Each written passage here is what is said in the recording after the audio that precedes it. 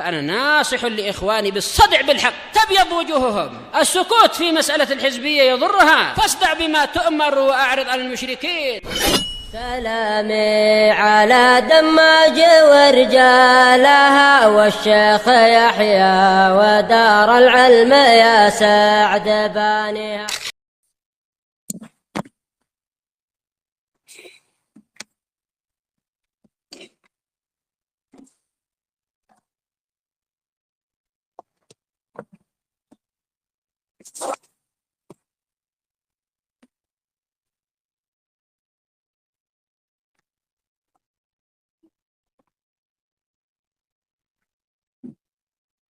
Bismillahirrahmanirrahim. Alhamdulillah wassalatu wassalamu ala Rasulillah wa ala alihi wa sahbihi wa man wala. Kita lanjutkan ya, ikhwan. Ayat yang ke-123 dari surat Al-An'am, di mana Allah Subhanahu wa taala berfirman, wa kadzalika ja'alna fi kulli qaryatin akabira mujrimiha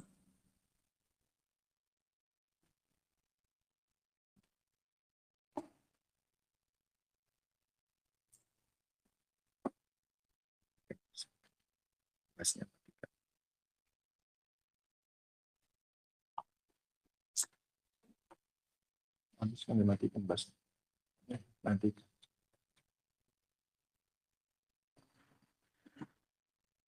Wa kadzalika ja'alna fi kulli qaryatin akabira mujrimiha, dan begitulah kami jadikan pada setiap negeri akabira mujrimiha, para pembesar dari pelaku kejahatannya.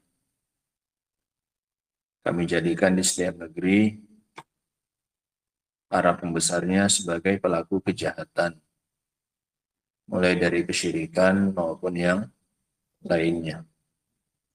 Sehingga para tokoh-tokoh kejahatan di setiap negeri yang menjadi musuhnya dakwah para rasul itu bukan orang-orang biasa, tapi para tokoh, para pembesar, akabir mujrimin, para penjahat-penjahat besar, para tokoh-tokoh, bukan orang rendahan, bukan orang biasa-biasa. Ini biar kita tahu bagaimana beratnya tantangan dakwahnya para rasul. Allah sudah menakdirkan bahwasanya di setiap negeri, kalau di sana ada dakwahnya para rasul, maka yang akan menjadi musuhnya adalah para pembesar, para pelaku kejahatan yang besar-besar, bukan orang-orang biasa yang nggak punya kedudukan, nggak punya suara di tengah manusia, tapi para pembesar, akabir. Dan ini dilakukan bukan dalam rangka untuk menakut-nakuti, bukan. Ini dilakukan oleh Allah Subhanahu wa taala, diberitakan oleh Allah dalam rangka menghibur, sama seperti yang kemarin-kemarin. Ini disebutkan oleh Allah Subhanahu wa taala dalam rangka hiburan. Allah ingin menghibur Nabi SAW. Bahwasanya yang mendapatkan perlakuan yang tidak mengenakan itu bukan cuma engkau, wahai Nabi. Para rasul sebelummu pun juga sama. Kami jadikan lawan mereka yang menentang dakwah mereka itu adalah para pembesar dari negeri mereka. Para pelaku-pelaku kejahatan besar, tokoh-tokoh kejahatan, bukan orang-orang biasa. Kabir mujrimiha. Ini musuhnya para dakwah. Sehingga harus siap untuk menghadapi masalah-masalah yang besar seperti ini. Setiap orang yang ingin mengikuti dakwahnya para rasul sallallahu alaihi wasallam, maka wajib untuk menyiapkan dirinya menghadapi hal-hal yang seperti ini. Nah, apalagi masalah-masalah yang di bawah ini. Dari orang-orang yang bukan pembesar, bukan orang-orang yang punya kedudukan, bukan orang-orang yang punya kekuasaan, maka harusnya lebih-lebih lagi siap untuk menghadapi masalah yang seperti itu.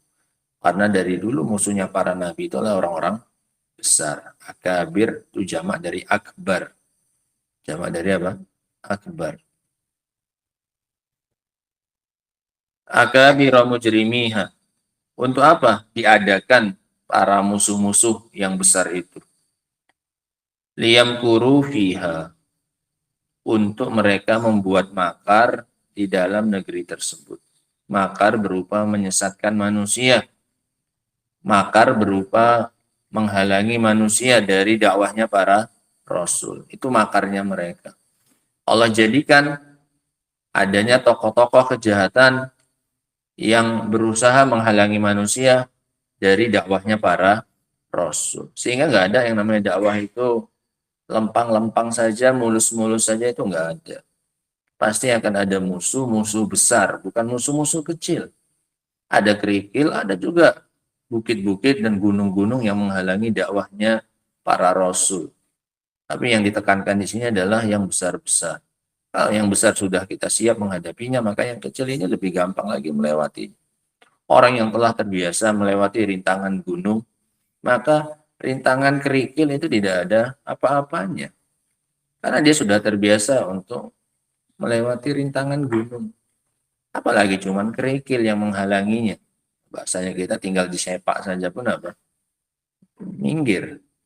Sehingga nggak pantas bagi orang yang sudah meniatkan dirinya untuk berjalan di atas dakwah ini, dakwahnya para rasul, untuk kemudian menjadi lembek, untuk kemudian tidak berani menghadapi resiko-resiko dan kemungkinan-kemungkinan yang besar, karena sudah dinyatakan oleh Allah sebagai bentuk hiburan dan juga persiapan bagi orang-orang yang ingin mengikuti dakwahnya para rasul. Jangan melempem, jangan lembek.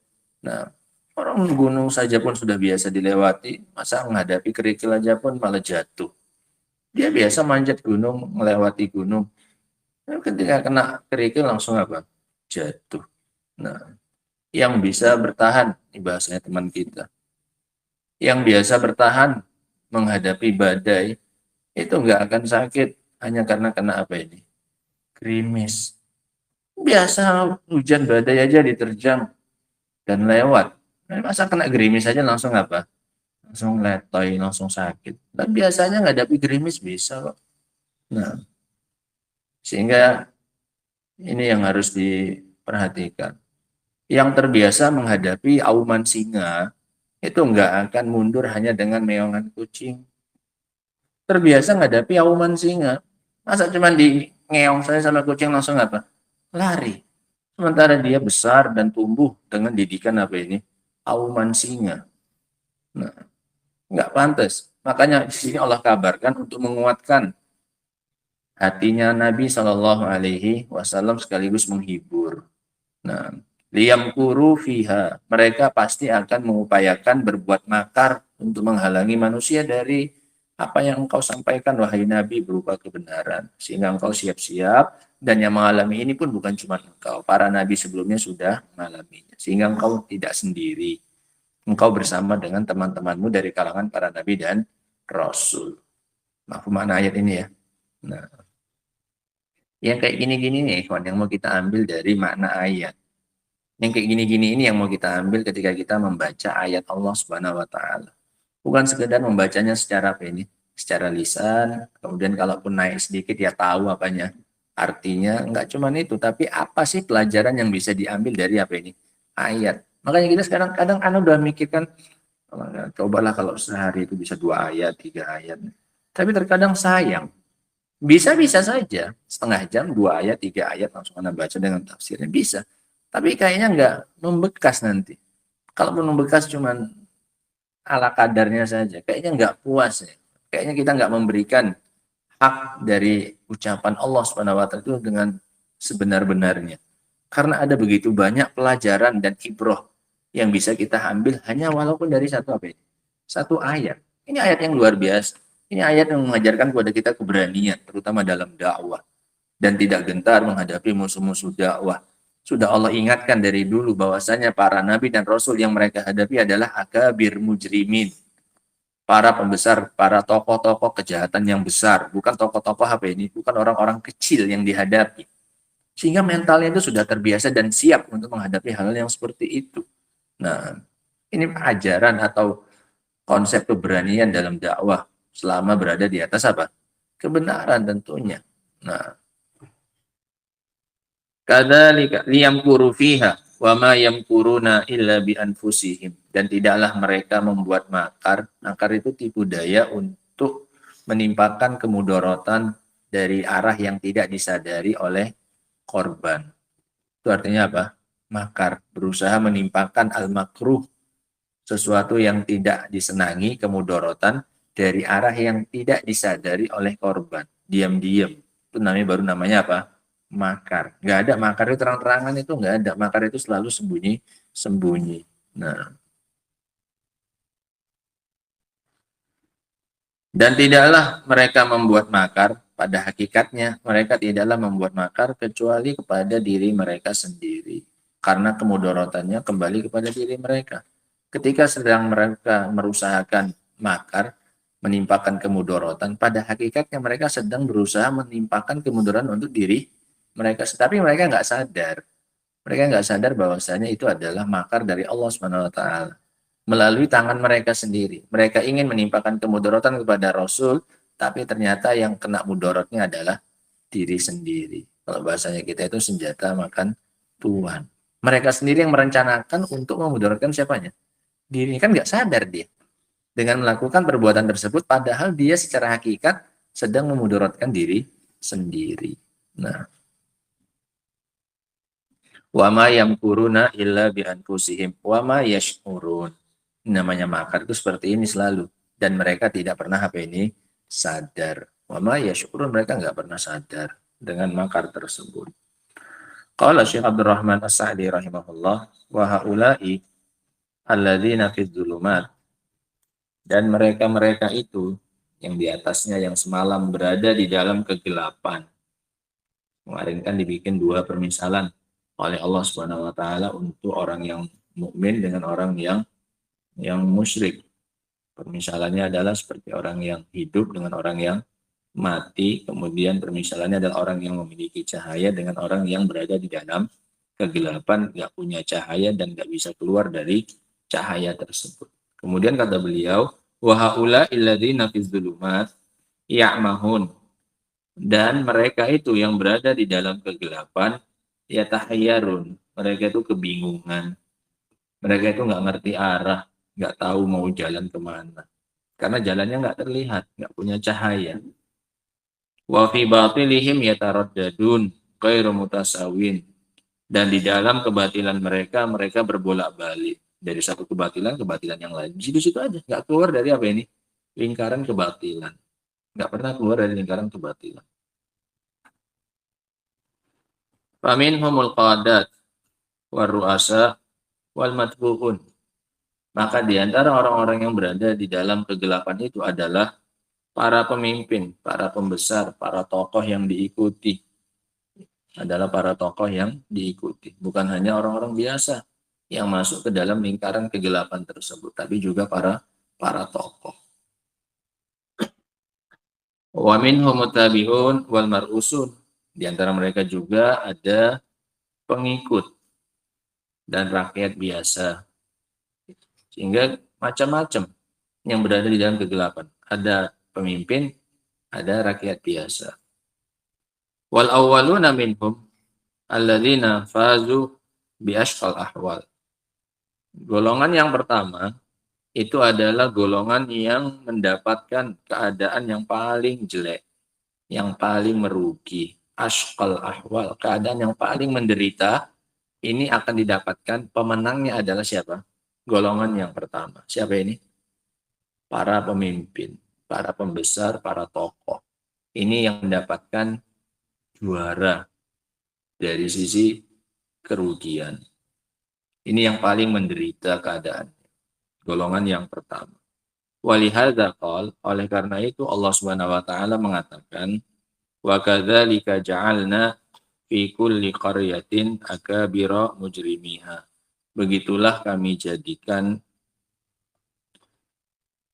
di setiap negeri ada para pembesar, para tokoh pelaku kejahatan. Ai ar-ru'asa alladzina qad kabura jurmuhum washtadda tuqyanuhum, yaitu para pemimpin yang telah besar kejahatannya dan semakin parah tindakan yang melampaui batasnya. Liyamkuru fiha, agar mereka membuat makar di negeri tersebut, bil khadi'ah, dengan tipu daya, wa da'wah ila sabili syaitan, dan mengajak manusia kepada jalannya syaitan, wa muharabati ar-rusul, dan memerangi para rasul. Sehingga yang semangat untuk menghentikan dakwahnya para rasul itu adalah justru para pembesar, bukan para tokoh. Nah,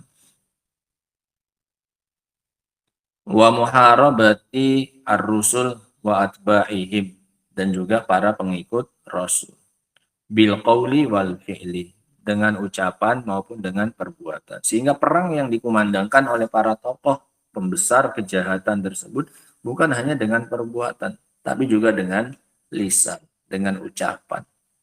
Sehingga harus terbiasa menghadapi mulutnya manusia. Kamu dikatai apa, dikatai ini, dikatai itu, juga harus siap. Karena termasuk bagian dari peperangan melawan kebatilan. Kamu akan menghadapi perang tidak hanya berupa apa ini, tindakan fisik, tapi juga berupa ucapan apa ini, ucapan lisan. Itu hal yang biasa.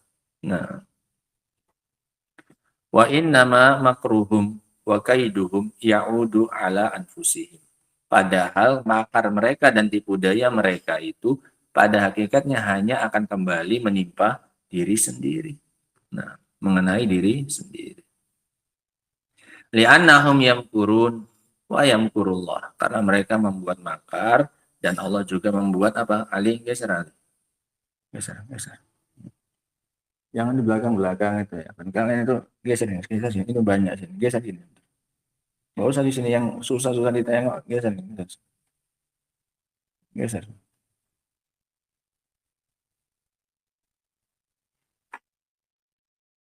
Belum pun tidur. Dia kan tuh. Tidur kan? Hah? Ada tidurnya? Tidur tadi. Kalian itu mulai pertemuan berikutnya, jangan ada yang tua-tua ini di depan. Belakang. Santrinya semua di depan. Nggak usah kalian sok-sok tua itu, nggak usah di belakang-belakang. Maju di depan kalian. Biar diawasi dari depan dan dari belakang. Nah, biar terbiasa ya kan, dari pagi itu waktu-waktunya semangat, waktu-waktunya kuat, biar terlatih badannya itu untuk menghadapi ngantuk, lahan. Toh juga masih awal. Ini masih awal masalahnya. Kenapa selalu subuh saja yang anak kayak gini kan? Yang lain-lain kayaknya nggak ada. Nah, udah siang apa ya, biasanya itu udah namanya udah capek, udah aktivitas. Kalau masih pagi udah kayak gini, apalagi nanti sudah siang.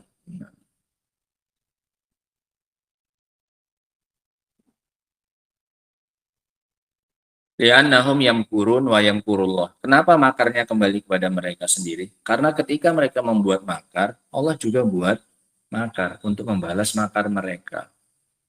Wa yamkurullah wallahu khairul makirin. Sementara Allah itu adalah sebaik-baik pembuat makar, pembalas makar. Sehingga jelas kalah makarnya mereka.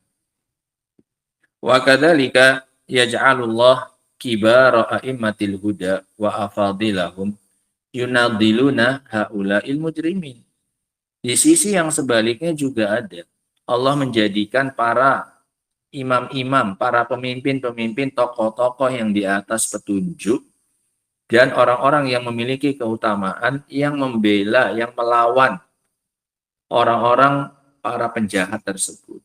Di sisi yang lain juga akan Allah jadikan di tengah-tengah orang-orang yang mengikuti kebenaran ada para pemimpin dan para tokoh yang membela agamanya Allah SWT dan melawan para penjahat-penjahat besar tersebut. Wa yarudduna alaihim aqwalahum, dan yang membantah ucapan-ucapan mereka. Wa yujahiduna fi sabilillah, dan yang akan berjihad di jalannya Allah SWT. Sehingga ini surah bainal haqqi wal batil. Sehingga ini adalah peperangan dari dua sisi. Dari sisi tokoh-tokoh kejahatan yang akan dilawan, di cover oleh para tokoh-tokoh yang di atas apa ini? Petunjuk dan agamanya para rasul. Dan itu pasti akan terus berlangsung. peperangan antara kebenaran dengan kebatilan. Wa yaslukuna bidzalika subula al-musilata ila dzalik. Dan mereka menempuh dalam peperangan tersebut jalan-jalan yang bisa mengantarkan mereka kepada jihad. Wa yu'inuhumullah, dan agar mereka mendapatkan pertolongan dari Allah. Wa yusaddidu ra'yahum, dan Allah meluruskan cara berfikirnya mereka. Wa yusabbitu aqdamahum, dan Allah kokohkan kaki mereka sehingga nggak gampang mundur, nggak gampang geser kakinya. Allah kokohkan kakinya. Wa yudawilul ayyam bainahum wa baina a'daihim. Ini juga harus diperhatikan. Ini sunatullah. Ini sebagai hiburan terbesar. Wa yudawilul ayyam bainahum. Dan Allah mensilih bergantikan hari-hari. Mensilih bergantikan hari-hari baina hum wa baina adaihim, antara mereka dan antara musuh mereka, ganti-gantian. Sehingga jangan bayangkan seterusnya bahwasanya orang-orang yang di atas kebenaran itu pasti menang dalam setiap pertempuran. Tidak. Terkadang ada apanya? Kalahnya. Walaupun tetap wal akibatu lil muttaqin. Akibat yang terakhirnya, endingnya, akhirnya itu tetap untuk kaum mukminin, jelas. Cuman selagi prosesnya itu belum berakhir, pasti akan terjadi apa? Tadawul, silih berganti. Makanya ini ditegaskan lagi oleh Heraklius ketika dia memanggil Abu Sufyan, ingin menginterogasi Abu Sufyan tentang bagaimana keadaan yang mengaku nabi itu di negeri kalian, yaitu Muhammad SAW. Apakah kalau perang, salah satu pertanyaannya Heraklius sudah punya data sebelumnya, dia ingin mencocokkan data yang ada pada dirinya tentang ciri-ciri nabi yang terakhir ini. Makanya mumpung lewat rombongan dagangnya Abu Sufyan, dia panggil, dia interogasi. Salah satu isi pertanyaannya apa? Kalau dia perang dengan kalian, siapa yang menang? Nah, kata Abu Sufyan, sijal, bainana wa bainahum. Nah, silih berganti antara kami dengan mereka. Kadang mereka menang, kadang apa? Kadang kami. Nah, maka kata Heraklius, nah begitulah seorang nabi dan para pengikutnya. Nggak selalu apa ini? Di atas, kadang di atas, kadang di bawah, sebagai bahan ujian. Siapa yang mau tetap berada di atas agamanya Nabi tersebut? Kalau menang terus, orang semuanya pasti akan apa ini? Pasti akan mau saja gabung dengan agamanya Muhammad SAW. Tapi kalau dibikin kalah, orang kan jadi apa? Bingung, jadi mikir. Ini kalau aku ikut nanti ada kalahnya juga. Coba kalau di atas terus. Atau di bawah terus juga nggak menunjukkan bahwasanya dia ditolong oleh siapa? Allah SWT. Makanya dakwahnya para nabi itu selagi belum berakhir, maka akan terus terjadi apa ini? Sijal, silih berganti. Sehingga nggak usah terlalu bersedih. Boleh bersedih, itu tabiatnya manusia ketika kalah perang, itu sedih. Tapi ini bukan hasil akhir. Paham ya?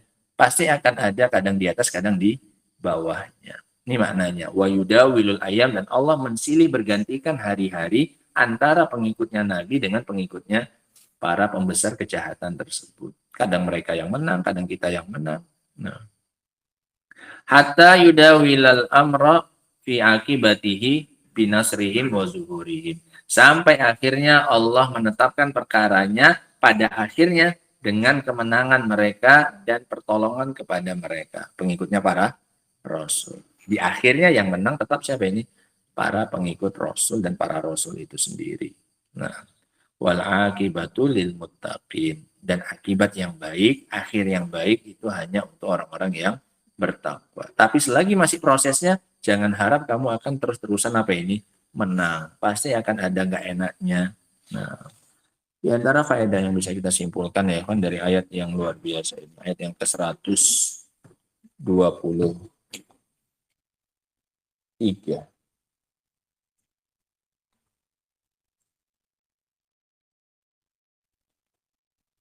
Yang pertama adalah ibtila'ur Rasul sallallahu alaihi wasallam fi awali da'watihi bi akabir mujrimi qaryatihi Makkah. Cobaan kepada Rasul sallallahu alaihi wasallam. Cobaan kepada Rasul sallallahu alaihi wasallam di awal-awal dakwahnya menghadapi para tokoh-tokoh kejahatan yang besar. Dengan menghadapi tokoh-tokoh kejahatan yang besar di Mekah.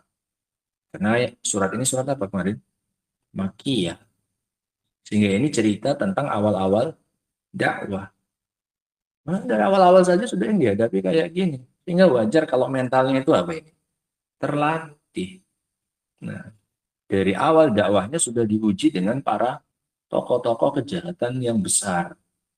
Cobaan kepada Rasul SAW di awal-awal dakwahnya dengan menghadapi para tokoh-tokoh kejahatan yang besar di Mekah. Yang menyakiti beliau dan menyakiti para sahabat beliau. Faedah yang berikutnya, tasliyatuhu sallallahu alaihi wasallam wa tasbituhu. Hiburan dari Allah SWT kepada nabinya sallallahu alaihi wasallam. Hiburan dan penguatan hati dari Allah SWT kepada nabinya sallallahu alaihi wasallam. Dihibur, dikuatkan hatinya dengan cara mengingatkan bahwasanya apa yang menimpa beliau itu juga sudah dialami oleh para nabi dan rasul sebelumnya. Nah, nabi dan rasul juga sama, sebelummu yang dihadapi juga para pembesar. Bahkan para raja, sebagaimana yang kita tahu kisahnya, Nabi Ibrahim, Musa menghadapi siapa? Fir'aun. Ibrahim menghadapi siapa? Namrud, dan lainnya. Sehingga yang dihadapi itu para apa ini? Para orang-orang besar. Nah, sehingga kalau kita belum sampai lah ke sana, yang kita hadapi itu apa ini? Para tokoh-tokoh pembesar seperti itu. Nah, kita pun masih banyak kekurangan.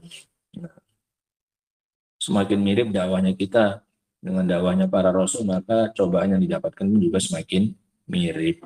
Nah, faedah yang berikutnya, ma yahsulu fil kaun min khairin aw syarrin innama huwa bitakdirillah. Segala sesuatu yang terjadi di alam semesta berupa kebaikan dan kejelekan itu adalah dengan takdirnya Allah Subhanahu wa taala. Segala sesuatu yang terjadi di alam semesta berupa kebaikan dan kejelekan itu adalah dari takdirnya Allah Subhanahu wa taala. Yang menjadikan adanya tokoh-tokoh kejahatan itu ya Allah. Wa kadzalika ja'alna. Kami yang menjadikan, kata Allah. Kejelekan itu. Adanya tokoh-tokoh yang menghalangi manusia dari dakwahnya para rasul. Yang menakdirkan siapa? Allah. Sehingga semua yang terjadi di alam semesta, baik berupa kebaikan maupun kejelekan, itu dengan takdir Allah Subhanahu wa taala. Tidak ada yang terjadi tanpa takdirnya Allah Subhanahu wa taala. Ini akidahnya Ahlus Sunnati wal Jamaah. Ketika Allah menakdirkan kejelekan, yakini pasti di balik itu ada kebaikannya, pasti. Tidak ada perbuatan Allah itu yang jelek. Perbuatan Allah itu yang jelek, semuanya itu enggak ada. Nah. Faedah yang berikutnya, keburukan dari makar pelaku kejahatan hanya akan kembali kemudorotannya kepada diri mereka sendiri. Keburukan dari makar yang dilakukan oleh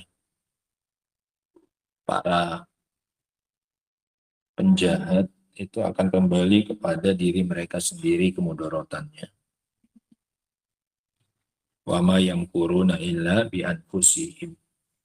Keburukan dari makar yang dilakukan oleh para penjahat itu hanya akan kembali kepada diri mereka sendiri. Karena yang mereka lawan adalah Allah. Dan Allah juga zat yang maha membalas makar. Nah, dan sementara, wallahu khairul makirin. Allah adalah sebaik-baik pembalas makar. Tidak ada yang bisa mengalahkan makarnya Allah Subhanahu wa ta'ala.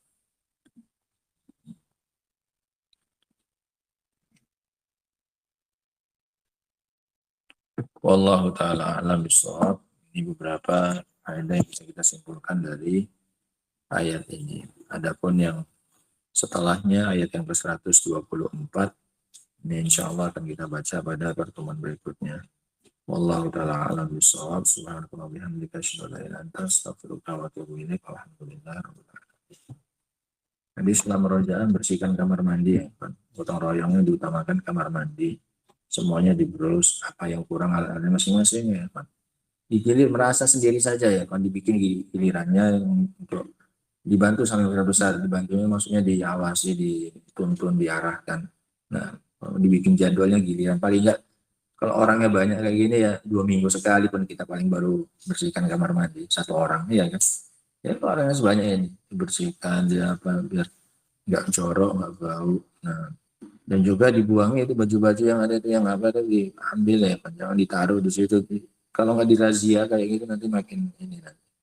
Sama asramanya dibereskan itu, yang ada yang berserakan, yang apa. Nah, Allah taala alam bisawab.